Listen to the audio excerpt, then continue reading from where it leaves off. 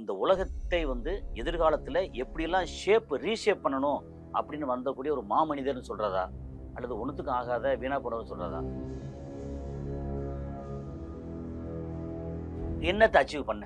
ஒரு 58,000 பேர் இறந்து போயிருக்காங்க, ஏகப்பட்டது காசு செலவு பண்ணியிருக்க, அந்த நாட்டையே நாசப்படுத்தியிருக்க, என்னத்தை அச்சீவ் பண்ண? ஹர்மோஸ் வந்து உள்ளேருந்து வரும்போது ஐஆர்ஜிசி அவனுக்கு பிடிக்கலன்னா அவன் அடிக்கிறான். சரி, ஐஆர்ஜிசி வந்து பரவாயில்ல, கொஞ்சம் கப்பம்லாம் கட்டிட்டேன், அப்புறம் வெளியே வந்தா இவன் அடிக்கிறான். இவனை தாண்டி எப்படி போகிறது? ஆனால் சைனா கப்பல் சில தாண்டி போயிருக்கு.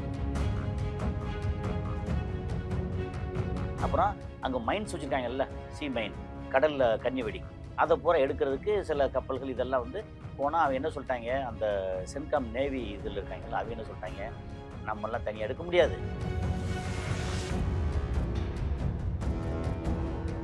பயங்கரமான நாட்கள். ஏன் அதுக்கு ஒரு கேள்வி இருக்குல்ல, நான் கேட்குற ஒரு கேள்விக்கும் பதிலே கிடையாது.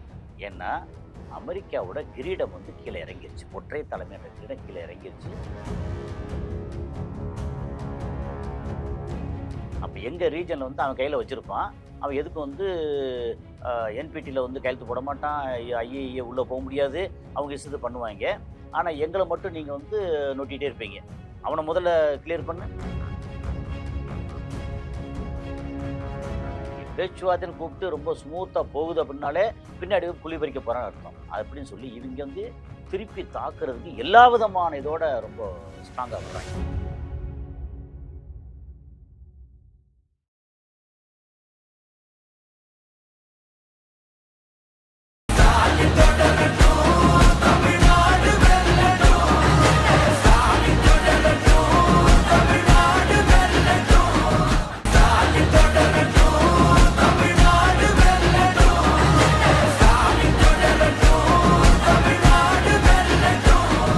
ஆச்சி மசாலா, எந்த சமையலும் ருசி தேடும் ரகசியம். 20 ரூபாய். கிங் டிவி சொந்தங்கள் அனைவருக்கும் தி டேவிட்டின் அன்பு வணக்கங்கள்.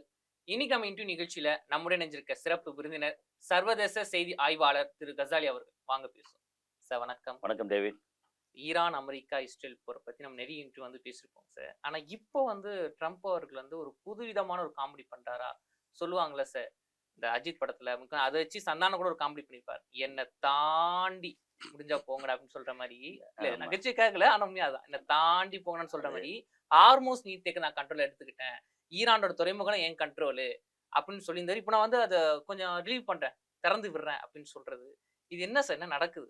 அதாவது ட்ரம்ப் வந்து ஒரு காமெடியன்னு சொல்றதா, ஒரு அரக்கிருக்குன்னு சொல்றதா, மூளை குழம்பினவர்னு சொல்றதா, அல்லது ஒரு பெரிய பிஸ்னஸ்மேன் சொல்றதா, ஒரு மிக சிறந்த அறிவாளின்னு சொல்றதா, இந்த உலகத்தை வந்து எதிர்காலத்தில் எப்படியெல்லாம் ரீஷேப் பண்ணணும் அப்படின்னு வந்தக்கூடிய ஒரு மாமனிதர்னு சொல்றதா, அல்லது ஒன்றுத்துக்கும் ஆகாத வீணா போனவர்னு சொல்றதா, இல்ல இயேசு கிறிஸ்துன்னு சொல்றதா? ஏன்னா அந்த போட்டோவை நீங்க பார்த்திருக்கீங்க. அதை நம்ம சொல்லக்கூடாது.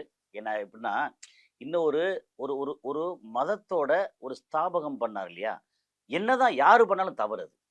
ஓகே, அதனால அதெல்லாம் சொல்ல, அது வந்து ஒரு ஆமா போட்டிருக்காரு, அதையும் பண்ணியிருக்காரு, அதையும் எதையும் விட்டு வைக்கல, எல்லாத்தையும் பண்ணாரு. இப்போ வந்து முதல்ல என்ன சொன்னார் வந்து, ஹர்மோஸ் வந்து இன்டர்நேஷ்னல் வாட்டர்வே, யார் வேணாலும் போகலாம் வரலாம், யாரும் வந்து இங்கே ஈரான் வந்து தடுக்கக்கூடாது. அது சொன்ன அதே வாயு ஒரு வாரம் கழிச்சு வந்து யாரும் போகக்கூடாது, நான் குறுக்கப்படுத்துக்கிருவேன், போகிறதா இருந்தாலும் சைனாவாக இருக்கட்டும், இந்தியாவாக இருக்கட்டும், யாராக இருக்கட்டும், என்னை தாண்டி அப்படின்னு அந்த படத்தில் வரும் இல்லையா, அந்த மாதிரி. ஏன் இப்போ போன வாரம் அப்படி சொன்னீங்க, அது வேற வாய், இது நார வாய், அப்படித்தான் இருக்கும். இந்த ஆளை வச்சு என்ன ஐடியாவில் உள்ள வர்றேன் அப்படின்னு ஒன்று இருக்குல்ல, இதை பற்றி நிறைய பேசியிருக்கோம். ஆனால் என்னென்னா ஒரு மோட்டிவ் ஒன்று இருக்கணும்ல. உன் மோட்டிவ் தான் என்னையா, என்னத்தை அச்சீவ் பண்ணியிருக்க நீ வந்து, இதில் ஆப்கானிஸ்தானில் போனீங்க, என்னத்தை அச்சீவ் பண்ண? ஒரு 58,000 பேர் இறந்து போயிருக்காங்க, ஏகப்பட்டது காசு செலவு பண்ணியிருக்க, அந்த நாட்டையே நாசப்படுத்தியிருக்க, என்னத்தை அச்சீவ் பண்ண? ஒன்றும் இல்லை. சரி, இங்கே வந்து சதாம் ஹுசேனை கொன்னேன், உள்ள பண்ணி என்ன அச்சீவ் பண்ணுங்க, அந்த ஆயில் வந்து எடுத்துகிட்டு போய்கிட்டு இருக்கேன், பண்ணியிருக்கேன். சரி, ஆயிலில் வந்து எவ்வளோ லாபம் வந்துச்சு, இவ்வளோ லாபம் வந்துச்சு, எவ்வளோ செலவு பண்ணேன், அதோட கொஞ்சம் அதிகமாக செலவு பண்ணியிருக்கேன். அப்போ என்னத்துக்கே இந்த மாதிரி பிரச்சனை பண்ணணும்? நீ பண்ணுற செலவு அதை விட அதிகமாக, வர விட அதிகமாக இருக்குது. யாருக்காக பண்ணுற? இங்கே வந்து நமக்கு ஒருத்தன் அங்கே இருக்கான், நெத்தன்யாகுன்னு ஒருத்தர் இருக்கான், அவனுக்காக பண்ணணும். அவனுக்காக நீ ஏன் பண்ணணும்? அவனுக்காக பண்ணலைன்னா தான் வந்து ஃபைல் எல்லாம் ஓப்பன் பண்ணி விட்டுறானே, எப்ஸ்டீன் ஃபைல் மாதிரி இல்லை, எல்லாமே ஒரிஜினல். மாதிரிலாம் எதுவும் கிடையாது. ஆமாம். இதை பார்த்தா இங்கே பாரு அப்படி அப்படி எரிக்கும். இது வந்து எப்சின் ஃபைல். நடந்தா தீப்பொறி பறக்கும். அது ஒரு எப்சின் ஃபைல். அப்படின்னு எது எடுத்தாலும் எப்சின் ஃபைல். தீப்புரி முருகன் மாதிரி. ஆமா. தீப்பொறி முருகன் ஆமா. எப்சின் ட்ரம்ப்.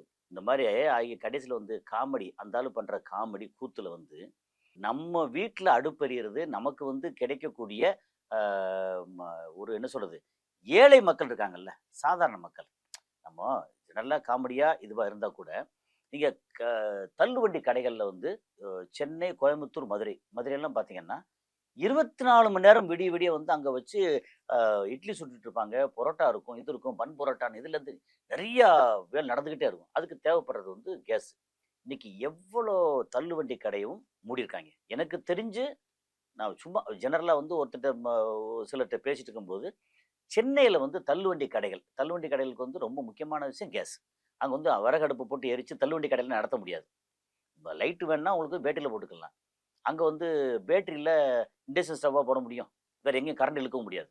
தள்ளுவண்டி விடுது அப்படித்தானே. அப்ப கேஸ் வேணும். கேஸ் இல்லாம தள்ளுவண்டி எப்படி பார்த்தாலும் ஒரு 20,000 30,000 தள்ளுவண்டி கடைகள் இருக்காது சென்னையில. இருக்கும்.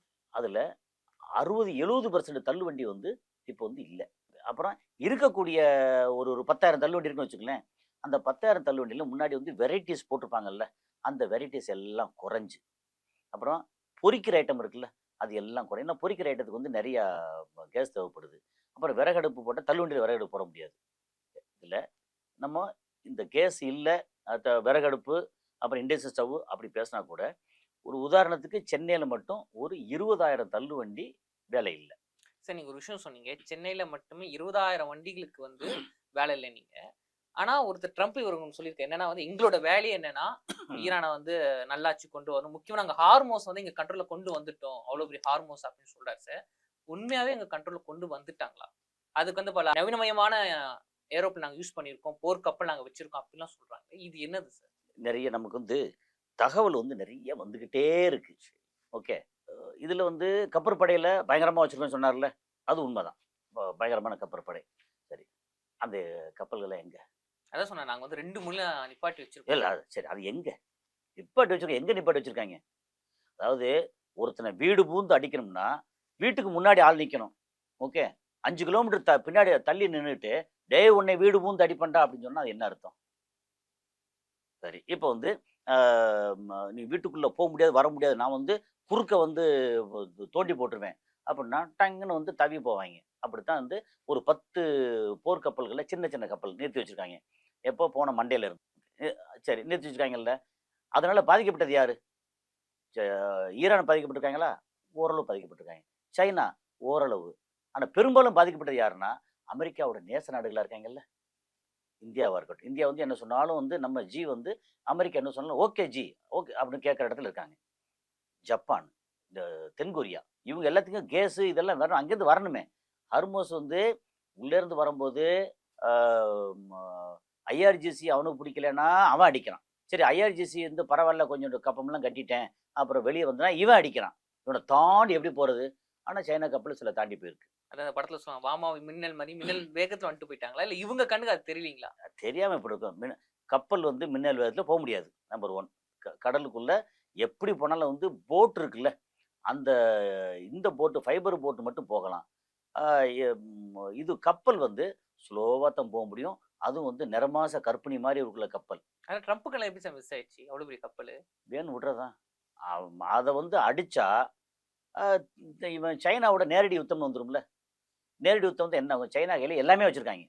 இடையில ஒரு இதெல்லாம் போட்டாங்க. அந்த அணு ஆயுதம் அவைங்க போடுற மாரி வந்துச்சு அப்படின்னா, ஆகாயத்துல அவைங்களோட சேட்டலைட் இருக்குல்ல, அத இங்கேருந்து ராக்கெட் அனுப்பிச்சு அத அடிச்சு உடைக்கிற மாரி. அவைங்க சேட்டலைட்ட. அப்படிலாம் பிளான் பண்ணாய்ங்க. அது ரொம்ப ஒரே பதட்டம். அப்புறம் இவங்க கொஞ்சம் இறங்கி வர்றாய்ங்க. இப்போ இந்த மாரி இடத்துல ஹர்மோஸ் வந்து கைப்பற்றிக்கிட்டோம்னு சொல்றாய்ங்கல்ல. சரி ஹர்மோஸ் வந்து யார் கைப்பற்றினா? அமெரிக்கா. சரி அப்ப ஐஆர்ஜிசி அங்க இருக்காய்ங்கல்ல, அவைங்களுக்கு என்ன வேல? நமக்கு ஒரு விஷயம் தான். எல்லாமே டீட்டெயில் வருது. வீடியோ வருது.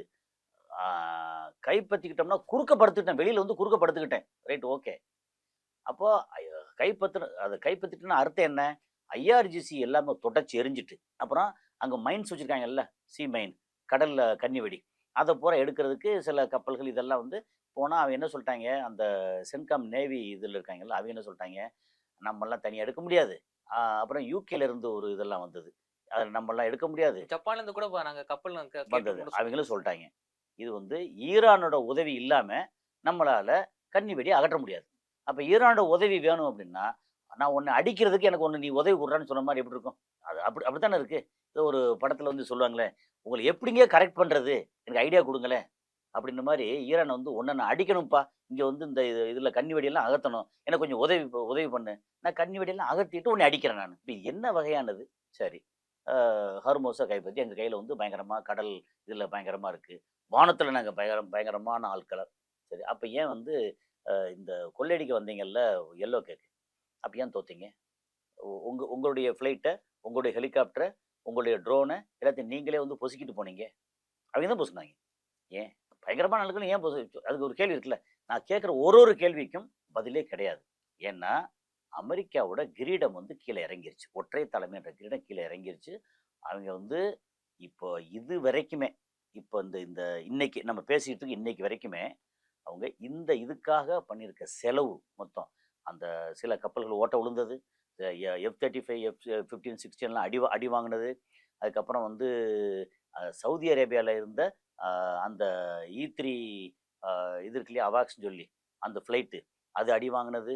அதுக்கப்புறம் நிறைய அந்த மாதிரி அடிவான கணக்குனா ஒரு பெரிய லிஸ்ட்டு போனால் அது பாட்டு போய்கிட்டே இருக்கும், அது மளிகை ஜாமா மாதிரி. அவங்க அமெரிக்காவோட வான்வெளியில் உள்ள விஷயங்களை அடி வாங்கினதுல, அப்புறம் அவங்களுடைய ஏர் டிஃபென்ஸ் சிஸ்டம், அது தாடாக இருக்கட்டும் அல்லது பேட்ரியாட்டாக இருக்கட்டும், அது அடி வாங்கினது. இதெல்லாம் சேர்த்து அவங்களுடைய இழப்புகள் என்னன்னு சொல்லியாச்சுன்னா கிட்டத்தட்ட 350 பில்லியன் US டாலர்ன்றாங்க. அப்போது ரொம்ப சிம்பிளாக என்ன சொல்லணும்னா ஒரு 30லேருந்து 35 லட்சம் கோடி இந்த ஒரு 1.5 மாதத்துக்குள்ள இழப்பு. சார், இப்போ இந்த இடத்துல அமெரிக்கா சொல்ற ஸ்டேட்மெண்ட் நாங்க ஆர்மோஸை கண்ட்ரோல்ல கொண்டு வந்தோம் அவங்க சொல்றாங்க. இப்போ ஈரான் என்ன சார் சொல்றாங்க? அதுக்கு தக்க பதிலை கொடுத்துருக்காங்களா? அவங்க நடவடிக்கை இப்போ என்ன இருக்கு சார்? ஈரான் வந்து ஒண்ணுமே பண்ணல. ஈரான் முதல்ல இருந்து என்ன சொல்றாங்க, என்ன நீ அடிக்காத, என்ன நீ தொட்ட நீ கெட்ட, நான் வந்து அடிக்கலாம் மாட்டேன், ஹர்மோஸ் வந்து எங்க கண்ட்ரோல்ல தான் இருக்கும், இனி நாங்க தான் டிசைட் பண்ணுவோம், நாங்களும் ஓமானும் சேர்ந்து நாங்க பிரிச்சுக்கிறோம், டிசைட் பண்ணுவோம், டோல் போட போறோம், யாருக்கு எவ்வளவு டோலுங்கிறது நாங்க தீர்மானிப்போம், நீங்கள் உங்களுக்கு இங்கே வேலையே இல்லை, நீங்கள் உங்கள் வேலையை பார்த்து அங்கே போயிட்டே இருங்க. நீங்கள் ரொம்ப இங்கே உரண்டை இழுத்தீங்கன்னா அந்த சைடில் வந்து பாபல் மந்திப்னு ஒன்று இருக்குது, அந்த செங்கடல் இருக்குல்ல அங்கே, அந்த பாபல் மந்திப்பை நாங்கள் வந்து ஹவுத்தீஸை வச்சு நாங்கள் கண்ட்ரோல் பண்ணுவோம், உங்களால் ஒன்றும் பண்ண முடியாது, ஆட்ட முடியாது, அசைக்க முடியாது, ஒன்றே வந்து முடியாது அப்படின்றது ரொம்ப தைரியம் பண்ணிது. போன வாரமெல்லாம் பார்த்தா மாறி மாறி பயங்கரமாக பேசிட்டு இருந்தாங்க. சரி, அப்போ அவங்க கண்ட்ரோல் இருக்குது. அப்புறம் இடையில வந்து இந்த எண்ணெய் கப்பல் அடித்தது, இது அடித்தது, விரட்டினது, சில கப்பலை விரட்டினது எல்லாம் அவங்க பண்ணாங்க. இப்போது பேச்சுவார்த்தை தோல்வினதுக்கப்புறம் இவங்க வந்திருக்காங்க. ஆனால் இப்போது திரும்ப வந்து ஒரு பேச்சுவார்த்தைக்கு அமெரிக்கா பாகிஸ்தானை கூப்பிட்டு, என்னையா வந்து பேச்சுவார்த்தை சொன்னால் அந்த கழுத்து காமிக்க மாட்டான், அறுக்குன்னு சொல்கிறேன், கழுத்து காமிக்க மாட்டான், நீ திரும்ப கொஞ்சம் பேசு அப்படின்னா, ஒரு நேத்தான் வந்து வீடியோ நிறையா வந்துச்சு. ஆமாம், இவர் இருக்கார்ல அசிப் முனீர், அவர் வந்து டெஹ்ரானுக்கு வந்து நம்ம இவரை பார்த்து, நம்ம அப்பாஸ் ஆராய்ச்சியை பார்த்து கட்டி பிடிச்சி பயங்கரமாக பேசி, ஏன்னா இவங்க வந்து பார்த்தோன்னா அப்படி கட்டி பிடிச்சி முகத்துமா உச்சும்பாங்க எல்லாம். இது வந்து எப்படின்னா அவங்களுடைய பழக்கம், அது தப்பு சொல்லலை, பழக்கம். ஏன்னா அதாவது உடலோடு உடல் சேர்ந்து அப்படி கட்டி பிடிச்சி கன்னத்தோட கண்ணமாக வச்சு, அது அரபிக்கோட பழக்கம். அதெல்லாம் பண்ணி அப்படி ஆரத்தழுவி, இல்லைன்னா நம்ம ஷெகன் ஹலோ அப்படின்னு சொல்லி பண்ணுவாங்க. அப்போ ரொம்ப வேண்டப்பட்ட நெருக்கமான ஆட்கள் வரும்போது இதை கட்டி பிடிப்பாங்க. அந்த கட்டி பிடிக்கிறதுலேயே வித்தியாசம். அரப்ஸ் கட்டி பிடிப்பாங்க, அது ஆம்பளை வந்து எல்லாம் அந்த கட்டி தழுவுறது வந்து அந்த பழக்கம் ஆக்சுவலாக. அதில் எப்படி பண்ணுறாங்கிறத பொறுத்தே இவங்க உண்மையிலே விசுவாசமாக நட்பு ரீதியாக நல்லா இருக்காங்க, இல்லை வேண்டா வெறுப்பாக இருக்கேன்னு வந்துடுறதில்ல. அப்படி விட்டு நல்லா பேசியிருக்காங்க. அப்புறம் நாளைக்கு நாளைக்கு தான் அந்த அதே அசீப் முனீர் வந்து வாஷிங்டன் போகிறார். இப்போ இதில் ஒரு கேள்வி என்னென்னா, அப்போ இவர் இருக்காரே, நம்ம வந்து ஷபாஸ் ஷெரீஃப்னு ஒருத்தருக்கார்ல, அவர் என்னமோ தான் பாவம், அவர் வந்து அவரை ஓவர் கம் பண்ணி கிட்டத்தட்ட இந்த ஆட்சி வந்து யார் கையில் இருக்குது, அசீப் முனீர் கையில் தான் இருக்குது. ப்ராக்சி அதிபர் அவர் தான், இராணுவ தளபதி அவர் தான் வந்து இங்கே வந்து பேசியிருக்காரு. வாஷிங்டனுக்கு போகிறார், போய் அங்கேயும் பேசி திரும்ப அடுத்த சுற்று பேச்சுவார்த்தைக்கு எல்லா ஏற்பாடும் பண்ணி, சரிப்பா ரைட் ஓகே, என் கழுத்து முழுசாக இருக்கலை, கொஞ்சம் பின்னாடி லேசாக கொஞ்சம் அறுத்துக்கிறோம் அப்படின்ற மாதிரி வந்து பேச்சுக்கு வருவாங்க. அது என்னோட கேள்வியும் அதுதாங்க சார். முதல் முதல் பேச்சுவார்த்தை தோல்வி முடிஞ்சிருச்சு. ஆமா. அது மட்டும் இல்ல அந்த போர் நிறுத்தம் நாங்க பண்றோம் 2 வாரத்துக்கு சொன்ன அந்த கெடுநாள் வந்து ஏப்ரல் 22ஓட முடியுது சார். ஆமா. முதல் பேச்சுவார்த்தை தோல்வி அடைஞ்ச மிக முக்கிய காரணம் அமெரிக்கா சொன்ன சில விஷயங்களை ஈரான் நாங்க பின்பற்ற மாட்டோம். பல ஈரான் விஷயங்களும் பல அமெரி விஷயங்கள் ஓகே. ஒரு விஷயம் வந்து ஏற்றுக்கொள்ளப்பட மாட்டாது. ஆனா முக்கியமா யுரேனியத்தை நாங்க வச்சுப்போம். நாங்க வந்து அணு ஆயுதம் தயாரிப்பும் ஈரான் சொன்னதுக்கு அணு இரண்டு- தப்பி சொல்லல. ம். அவன் என்ன சொல்றான்னா, அந்த என்ரிச் பண்ண யுரேனியம் 450 கிலோ வந்து எங்க கையில தான் இருக்கும். அத நாங்க வந்து ஆக்கப்பூர்வமா தான் நாங்க பயன்படுத்துவோம். ஆனா அது இப்படியும் எடுத்துக்கலாம்ல சார். நாங்க அணு ஆயுதம் தயாரிப்போம் என்ற ஒரு விஷயம் அந்த ஒரு பார்வையிலும் பார்க்கலாம்ல. ஆமா. இப்ப நீ அமெரிக்கா வச்சிருக்கோம். பக்கத்துல வந்து இஸ்ரேல் எதுவும் கட்டுப்படாம அவன் வச்சிருப்பான். அப்ப எங்கள மட்டும் தயாரிக்கக்கூடாதுன்னா, அது இன்னொரு இப்போ சொல்லிடுறேன். இப்ப என்ன சொன்னாங்க தெரியுமா? இந்த இதுல நீங்க அணு ஆயுதம், இது என்ரிச்மென்ட் இதெல்லாம் நாங்க வந்து குளோஸ் பண்ண சொல்றீங்கல்ல, நாங்க தயார். ஆனா எங்களுக்கு முன்னாடி நீங்க இஸ்ரேல்ல போய் எல்லாத்தையும் செக் பண்ணி எடுத்து, அங்க இருக்கிற அணு ஆயுதம், என்ரிச் பண்ண யுரேனியம் எல்லாத்தையும் அங்க குளோஸ் பண்ணுங்க, நாங்க குளோஸ் பண்றோம்.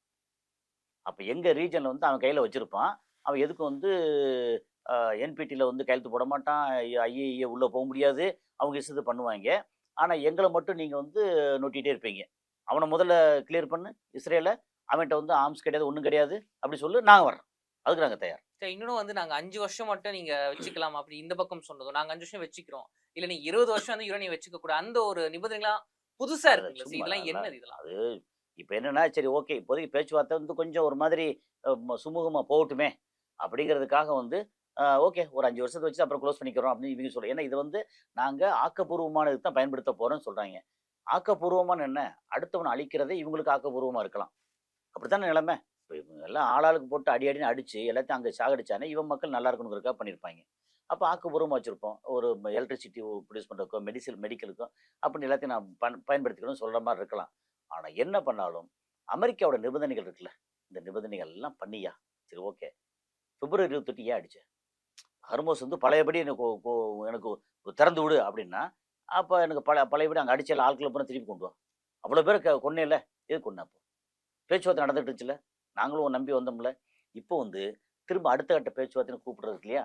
இப்பதான் என்ன பண்றாங்கன்னா, இவங்க வந்து ஈரான் வந்து அலர்ட் ஆகி, இவங்க பேச்சுவார்த்தைன்னு கூப்பிட்டு ரொம்ப ஸ்மூத்தா போகுது அப்படின்னாலே, பின்னாடி குழி பறிக்க போறான்னு அர்த்தம். அப்படின்னு சொல்லி இவங்க வந்து திருப்பி தாக்குறதுக்கு எல்லா விதமான இதோட ரொம்ப ஸ்ட்ராங்கா வர்றாங்க. அந்த ட்ரம்ப் ஒரு ஸ்டேட்மெண்ட் குடுத்துருக்காரு. 2வது பேச்சு நடக்க போகுது. இந்த வாட்டி நடக்கல அப்படின்னா, நான் வந்து ரொம்ப உக்கிரமா ஆயிரும். அந்த ஒரு தோனியில ஒரு ஸ்டேட்மெண்ட் குடுத்துருக்காருங்களே! எப்பவுமே அவர் இப்ப மட்டுமா? எப்பவுமே சொல்லுவாரு. நாங்க ஹர்மோஸ் வந்து வளைச்சு புடிச்சு ஒரு வழி பண்ணிருவோம். அப்படின்னு சொல்லிட்டு, "யோ யுகே நீ வா. யோ பிரான்ஸ் நீ வா. ஜெர்மன் நீ வா. ஆஸ்திரேலியா நாங்க வரல. எங்களுக்கெல்லாம் வேலை இல்ல. நாங்களே பார்த்துக்குறோம்." இல்ல நீங்கலாம் வந்து என்ன போய் முதுகெலும்பு இல்லாதவே. போங்க நானே பார்த்துக்கறேன். நேரா வந்து பார்த்தா, என்ன இவங்க ரொம்ப ஸ்ட்ராங்கா இருக்காங்க. ஒண்ணும் பண்ண முடியல. ஐயய்யோ! அவசரப்பட்டு வாக்குறுதி குடுத்துட்டோமோ! அப்படின்னு சொல்லிட்டு, ஐயய்யோ! அப்படி போட்டு தாக்கிருவாய்ங்களே. அது அவசரப்பட்டு குமார். ஆ. அதுதான் அதான் அவசரப்பட்டு இங்க வந்து சரி ஓகே. அப்ப என்ன செய்றோம் வந்து நான் வந்து பெரிய கப்பல்கள் இப்ப ஜார்ஜ் புஷ் அதெல்லாம் ஒண்ணும் இல்ல ரைட் ஓகே. நாங்க எல்லாத்தையும் வந்து ஒரு 10 கப்பல நிறுத்திக்கிறோம். நீயும் டோல் வசூல் பண்ணிட்டியா? எனக்கும் டோல் குடு. ஏய் என்னய்யா சம்மந்தம்லாம் அடுத்த இடத்துல வந்து டோல் கேட்கிற? அத பத்தி அவன் கேட்கறான்ல நான் கேட்பேன். அப்படின்னு பண்ற விஷயம் பூரா உலகத்துக்கு எல்லாருக்கும் தெரியுது. இவங்க பண்றது தப்பா இருக்குன்னு தெரியுது. ஆனாலும் இவன் தான் உலகத்துல ரொம்ப பெரிய ஆள் நினைச்சு எல்லாம் பண்ணிட்டு இருந்தான்ல.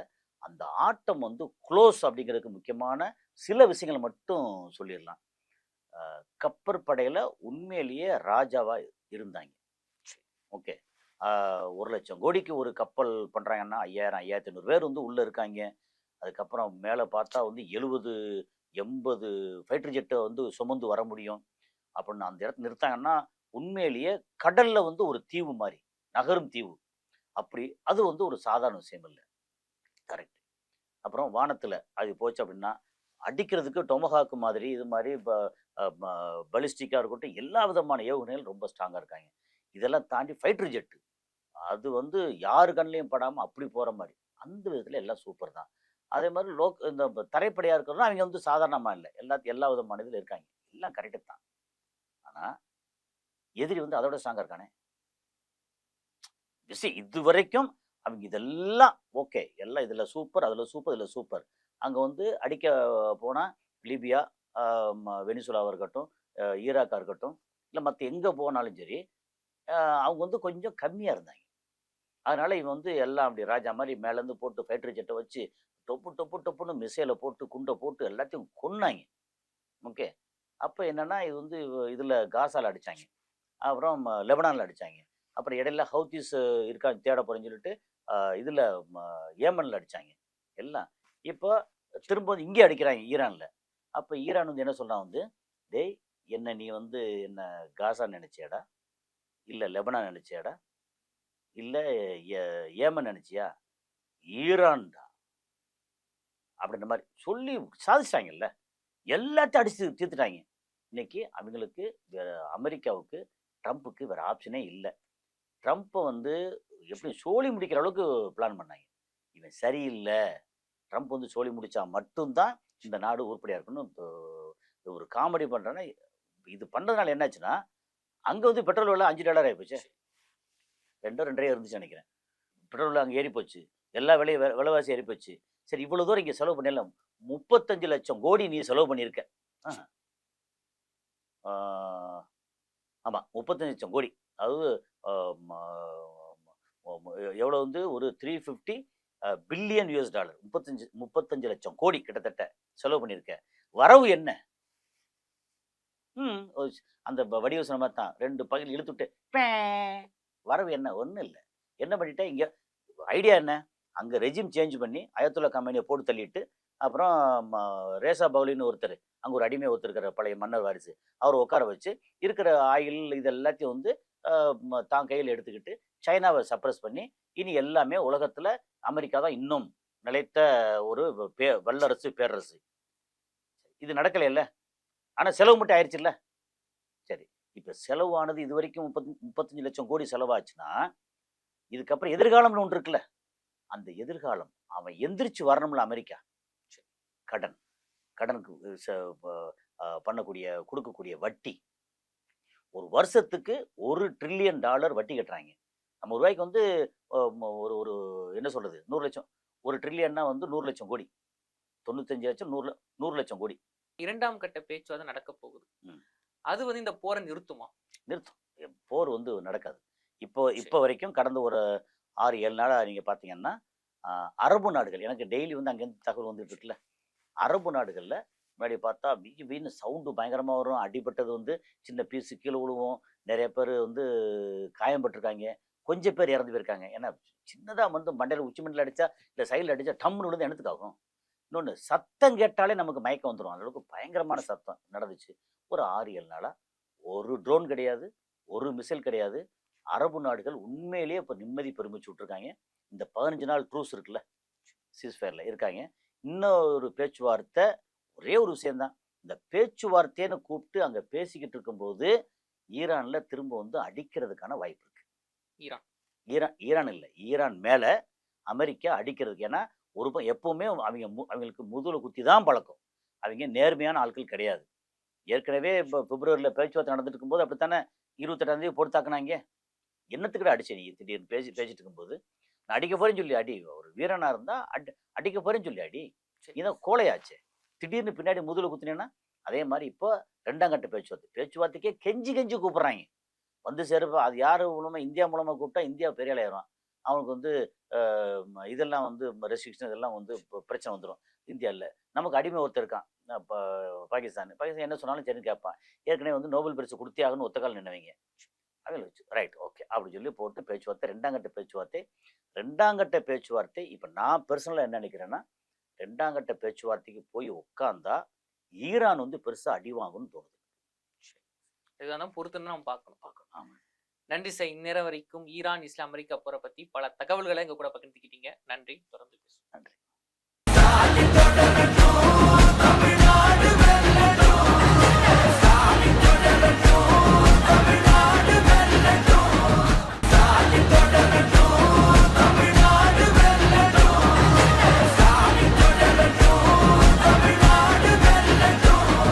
ஆச்சி மசாலா, எந்த சமையலும் ருசி தேடும் ரகசியம். $20